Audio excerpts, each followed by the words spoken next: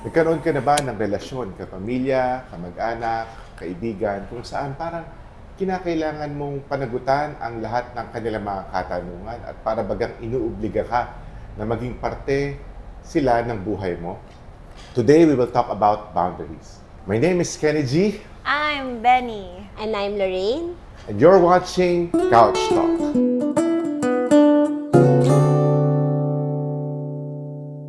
So today, no, napakaganda ng ating pag-uusapan sapagkat lahat ng tao, whether you are in a huge family or a little and simple one, ano, lahat tayo ay nangangailangan ng salitang boundaries. No? Siguro para mas maintindihan ng ating mga tigapagsubaybay kung ano nga ba ito, pag-usapan muna natin, ano, in line with psychology, in counseling, no? Ano nga ba at paano nga ba natin masasabi ang boundaries? Sapagkat alam natin ang boundaries when it comes to engineering or structures, ito yung mga property lines natin na tinatawag. When it comes to relationships, ano nga ba ang boundaries? Well, sa akin, simply put, depende ito sa uri ng teorya na gagamitin mo in viewing boundaries. Pero I like to frame boundaries as if it's your psychological birth. Ang isang effect, para sa isang tao na nagkakaroon na ng psychological birth, that is kapag nagmamanifest na ito through boundaries. So, kagaya ng isang boundaries in terms of physical properties, boundaries help you identify saan nagsisimula ang aking property, which belongs to me, at saan ito nagtatapos. Okay, I will ask you more questions about your explanation. It's very good. No? It's a property line. Okay. What's yours and what's not yours. No? Mamaya, i-explore pa natin yan. What about you, Miss Lorainne? Similar din dun sa yung para siyang property line. Siniset niya kung ano yung what belongs to you, what are within your responsibilities, na ano rin yung within the responsibility of other people, para hindi lahat parang inaako mo, hindi lahat kargado mo. Yun. And then, gusto ko yung naging parang metaphor ni Henry Cloud na yung boundaries, since parang nga siyang property line, they are like fences ng bahay. Para clear na, ito yung sa akin, ito yung hindi sa akin. And then, at the same time, kaya siya fences kasi nga, parang you allow good things to come inside. And then you don't allow bad things to come out. So hindi siya walls na parang ako lang to, sarili ko lang, pero fences. I like that. Fences have spaces, right? Right. You can see. You can see. Hindi siya super closed as if it's like a wall. So in a way that tells us what boundary should be. And a lot of people misconstrue boundary as if cut off ka na sa akin, wala akong pakialam sa'yo, you cannot step in, you cannot, hindi ganun yung boundaries na tinutukoy natin in terms of a healthy relationship. Merong parang siyang broken line. Okay. Or may mga spaces in between. Para anytime you feel like inviting someone into your area of responsibility or area of influence, pwede silang makapasok. And anytime you feel like enforcing these solid lines, you can tell them, hey, I think it's time to step out of the property line. So, that's a more accurate representation of boundaries. Oh, that's very good, no? Salamat, Miss Benny and Miss Lorainne, no? And siguro, matanong ko na rin sa inyo, no? When it comes to relationships, bakit nga ba mahalaga na magkaroon tayo ng boundaries, no? I like what you're referring to, no? Yung material ni Henry Cloud kasi it's very popular when it comes to boundaries in marriage, in relationships, in families, no? At ang ganda nung nabanggit niyo na fences ito, hindi siya wall, no? Na nakikita mo, there's awareness already, no? So, Miss Benny, no, why is it important for a relationship to have clear boundaries? Because you don't want to be in a relationship with a robot. Okay? If ang tao kasi walang sense of healthy boundaries, it's either mag-a-attempt siya to control what's beyond his control. And if hyper-controlling ang isang tao, the way he or she views people, para silang tools that he or she can manipulate. And if you begin viewing the other person as if he or she is an instrument to meet your own agenda, then and there, para mo siyang dinid-self.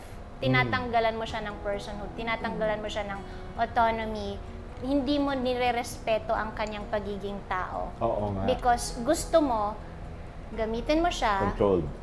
to meet your own agenda. Pwedeng ganun ang magiging effect ng isang kawalan ng boundaries sa isang relationship. And there could be more. In addition to that, no, yung para din merong sense of ownership. Oh, that's nice. Diba? Parang kung ano ba yung mga pwede kong gawin, ano yung pwede kong makontribute. And then, pag din merong problems, conflicts na laging part ng every relationship, diba? Pag nga daw hindi kayo nag-aaway, baka parang red flags din yun sa atin na parang hindi kayo nag-aaway. Part yung conflict. So, pag may boundaries, mas madaling mapag-usapan na ito yung fault ko, ito yung fault niya. So, how can we work together? Unlike pag wala kayong boundaries, magsisisihan lang kayo, na dapat ito yung ginagawa mo, dapat ganito, ikaw yung mali, diba? Blaming na hindi nakakatulong sa growth ng relationship. That's very good, no? Maraming relationships, no? There can be marital relationship, romantic relationship, families, no? Napakarami ng family, no? Tapos friends, no? Siguro para sa inyong experiensya, sa inyong knowledge din, ano nga bang isang halimbawa ng isang tao ay walang boundaries? Paano ito nagma-manifest sa isang individual when it comes to relationships? Number one, people-pleasing. Right? When we try to please other people, there is an underlying current of control, desire for control. So, wala akong sense of boundaries. Hindi ko alam kung saan nagsisimula ang property line ko at nagtatapos. And when you try to please people, basically, you are attempting to enter into another person's boundaries. Hindi mo naman po makokontrol kung mapaplease ba ang tao sa action mo diba? So, that's one. Ang kakulangan po ng healthy boundaries ng isang tao could push him towards chronic people-pleasing, and that in turn makes him anxious. So that's one. Okay. Another could be yung blaming others. Yung lahat may kasalanan, lahat mali, liban sa akin. Ako yung yung parang yung victim mentality. Oo. Kasi nga, parang meron siyang yun, merong in addition dun sa gusto niyang kontrolin yung tao And pag hindi niya nakokontrol, 'di ba? Hindi niya mahirap i-admit na kasalanan ko yun. Pero ang mangyayari, parang hindi kasi nila 'to ginagawa 'di ba? Parang ito nga yung expected from them So yun yung isa pang Manifestation picture. ng tao na walang boundaries. Siguro kung madadagdag ko rin ang isa pa sa mga napansin ko sa mga taong walang boundaries they are intervening kumbaga dahil hindi sa kanila natural yung boundaries, they expect people to not have that too. Ibig sabihin ng intervening, masyado nilang ini-inject yung kanilang sarili, kanilang perspektibo sa mga simpleng usapan lang. Halimbawa, nag-uusap lang yung family about a trip. Naku, ako nga kami nga, di ba? So, parang masyadong intervening, Parang gusto niyang i-push yung kanyang sarili. Kasi nga, gawa nga ng hindi nasanay ang individual na ganito na merong boundaries. So, parang enmeshed lahat. Or Super enmeshed. Codependent. Codependent. Codependent. O, Grabe excited kayo. Excited tayo. Maganda maging topic natin tayo. yan. Hindi naman tayo. Later on, Now, another question that I want the viewers to hear your answers about is, ang families ba, parents or the married couples can pass this on to the families? Pwede ba itong maging influence na kaya ako walang boundary kasi sa pinanggalingan ko walang boundary? Yeah, absolutely.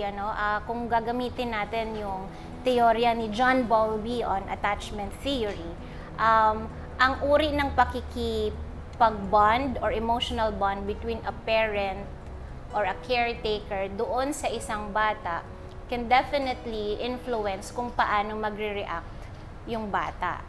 So kung ako bilang magulang, Kenny G at Ate Lorainne, ang attachment style ko ay insecure attachment style kung saan nagiging anxious ako sa mga responses at sa mga events, then pwede ko yun mapasa sa aking anak.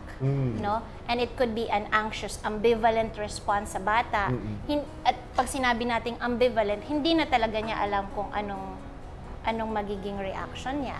'Di ba? Okay. At nawawalan siya ng sense of kailan ito sa akin, kailan ito panglabas. Oo. No? So, definitely may It's an influence influence, din. no? Oo. Pero pwede rin itong makorek, no? Okay. Oh, that's good. That's good to Pwede know. itong ma-train. What about Yung last episode we talk about yung emotional regulation. Yes. And yung isang important for us to establish good boundaries, healthy boundaries, kaakibat nun yung good emotional regulation. And yun nga, yung emotional regulation, it starts with the family. So kung hindi din sila emotionally well-regulated, hindi rin healthy yung boundaries nila. And yun, another theory, di ba, yung family systems theory na Turo mo. yung family systems theory na may tinatawag na triangulation. Uy, So, grabe 'di ba, yun. yung parang nagiging involved, kunwari may conflict ang parents, nagagamit yung anak nila para nga kunwari magkakampihan or para magmukhang healthy pa rin, gagamitin yung anak. Oo. Ganon. So, yun yung mga nakikita kapag sa isang family na walang boundaries. Oo. And kung paano yung dynamics ng isang, kunwari, yung family of origin mo, definitely, madadala mo yun into marriage na magre-reflect din yun. Kaya, napapass on lang din yung mga family dynamics. Ang tawag naman doon ni Bowen sa family systems theory is the nuclear family emotional mass. Kung ano yung emotional mass na pinanggalingan ko sa family of origin, I have the tendency to find that in my partner and replicate that emotional mass. So kung yung ang emotional mass ko ay very much overwhelmed with a lot of dysfunctions, less or lack of differentiation or individuation, walang I position or I statements na strong, then definitely pwede ko yung makopya sa bubuuin kong immediate family nuclear emotional mass. So, nasingit ko very lang. good, no? Ang nabanggit ni Miss Benny, relating sa family systems theory, no, ni Bowen, is very important yung impact or influence ng family na ipapasa ito, no?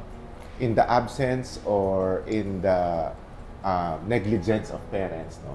Napapabayaan o napopromote din naman ang boundaries. So, siguro ang pinakamahalaga, no, before we end, no, our time together today, pinakamahalaga that I want you to do, no, kayong mga counselors natin, is today, let's just pretend for a minute, no, or for a few moments na you're talking to a counselee, no, and I want you to pretend, no, that you are teaching them how to create boundaries. Yan. Paano nga ba tayo makapagbubuo? As an individual in a family or as an individual in marriage, no? Paano tayo makakalikha ng maayos at clear na boundaries? According to Henry Cloud, no, ang boundaries ay highly needed, but just the same, highly needed din yung information, no, na babanggitin natin sa families natin. So, paano nga ba?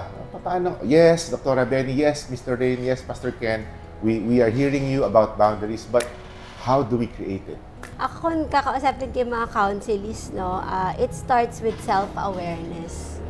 Being mindful na yung parang there's a sense of curiosity na when you feel something, when you think of something, always ask, where is this coming from? Na, is this really parang, is this from my partner, from my husband, is this from this event, or nanggagaling ba to sa anything from the past, may pinaghuhugutan? Para pag meron kang madaming emosyon, mas naano mo, kumbaga, mas nahihiwa-hiwalay mo na ito, trigger to galing sa aking family of origin. Ito talaga yung nangyayari talaga ngayon. So, yun yung sa akin. How about what I'm you? hearing from you, Ms. Lorainne, no, mahalaga na sa taga-subaybay natin to create a boundary, no. Ang narinig ko ay to be self-aware, no. Maging aware ka, kanino nanggagaling ito? Am I responding to my past or am I responding to what's here and now? Yung parang ma-add ko lang, no, yung pause, 'di ba? Yung hindi ka Ganda ng pag-add mo. kada may nangyari, 'di ba? Nagre-react ka ng nagre-react. You take a moment of pause and then what am I feeling? Where is this coming from? Ganun. Instead of reacting, the best way is to To pause. Yeah. Absolutely, absolutely. Let's say, Doktora, that you're focused and you're talking to your counselee. Oo, ang hirap nito na super alam natin kung anong mga aabangan nating mga questions. No? But if you were with me in my counseling room, I would say that developing healthy boundaries has its precondition, and then you would know the effects eventually and immediately, no? So, preconditions of having a healthy relationship, kasama na doon yung awareness, no? But before the awareness, I think that you have to take a step back and do your breathing, okay? I will always be biased towards mindful breathing. The core mindfulness skills helps you become aware, and then when you are self-aware about your areas of influence, areas of control, areas of responsibility, then you would know kung nasaan yung boundaries mo. So breathing, befriend your breathing. Just take a step back, take time to notice and observe what you feel, what the emotion or the experience is offering you. Okay? Then take a moment to describe it, just with words. One mindfully, without having to judge it yet, no? Describe it as a matter of factly kind of way. Then participate in the experience, no? If you know that this is what you feel, this is what the experience is offering me right now, then try to participate effectively by, just getting a sense of how this emotion or experience can best be perpetuated or mas sensing for you yung mga bagay-bagay. So now that you are able to do that, then you have an enhanced awareness of the self. And again, babalik tayo doon. Alin yung property line ko? Because of that, buo na sa'yo yung boundaries mo. And dahil buo na sa'yo yung boundaries mo, hindi ka na mag-a-attempt to control other people's area of responsibility. So you will stay within your area of responsibility. Every now and then, you get open to the idea of letting in by other people kung, hey, ito yung area of control ko, ito yung pwede kong gawin, no? Pero hindi ka magre-reside doon because that's not yours, right? And then because you know kung alin yung property line mo, you can manage different forms of emotions. Oh, very good. No? Thank you very much sa inyong pag-i-explain. Kung ako man ay counseling ninyo, at least meron na akong proper understanding of boundaries. Self-awareness, take a step back. That's the first thing na pag-usapan natin. Step back, befriend your breathing. Then understand, be aware of what's going on. Tama ba itong nararamdaman ko? Saan ko ito nararamdaman? And then siguro, one thing that I could add is the clarification of roles. For the participants in a relationship, kapag hindi kasi clear yung roles natin na ipiniplay or kina-contribute sa relationships, definitely andaling mawasak o magkaroon ng walang boundaries. So clarification of roles, it can be awkward.